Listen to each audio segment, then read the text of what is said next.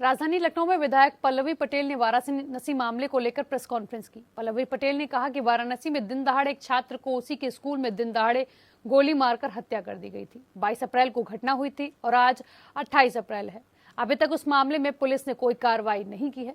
वहीं आरोपी प्रधानमंत्री नरेंद्र मोदी का काफी करीबी व्यक्ति है। उसका इतना रसूख है कि पुलिस बैकफुट पर है। घर के बाहर स्कूल हमारा दूसरा घर होता है। आगे क्या कुछ बोली पल्लवी पटेल, सुनिए।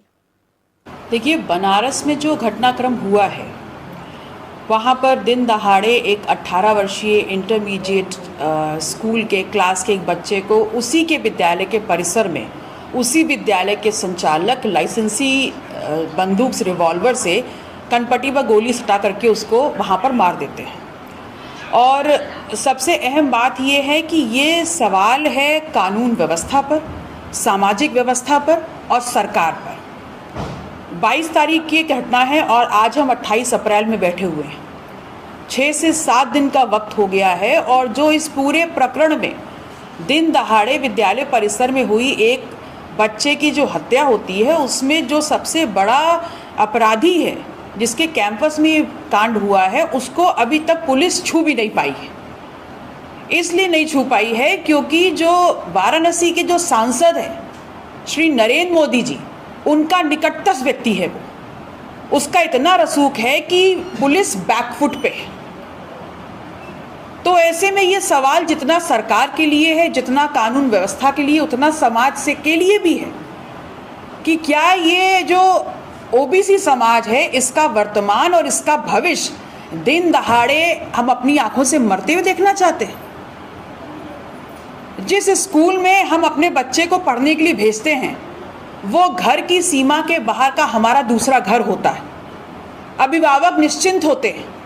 तो सवाल ये उठता है कि उस कैंपस के अंदर एक शस्त्र आया कैसे, किसने परमिट किया, क्या वो लाइसेंसी शस्त्र था, और अगर था तो क्या उसको जब्त कर लिया गया है, किसके नाम पर है।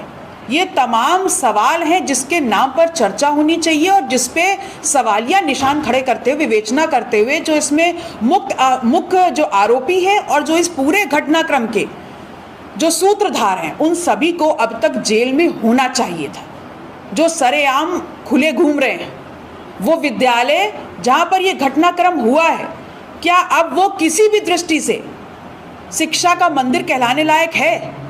अगर ये कहीं और घटित होता और अगर सांसद का निकटस्थ होने की वजह से संरक्षण प्राप्त नहीं होता तो अब तक वो बिल्डिंग धराशायी कर दी गई होती।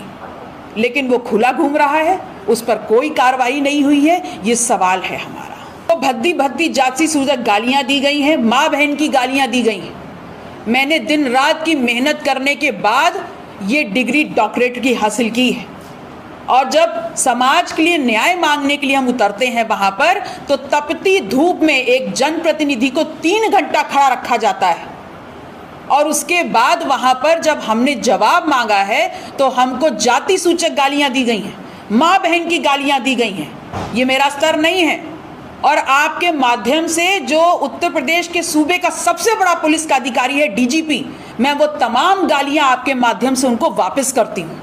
और इसलिए वापस कर रही हूं क्योंकि दिन दहाड़े एक ओबीसी समाज के लड़के को मार दिया जाता है और उसका गुनहगार अभी भी खुला घूम रहा है। उसको पकड़ने की हैसियत उनकी नहीं है, लेकिन अपनी छाती पर कम से कम इन गालियों का तमगा लगा करके वो अपने आप को गौरवान्वित महसूस कर सकते हैं।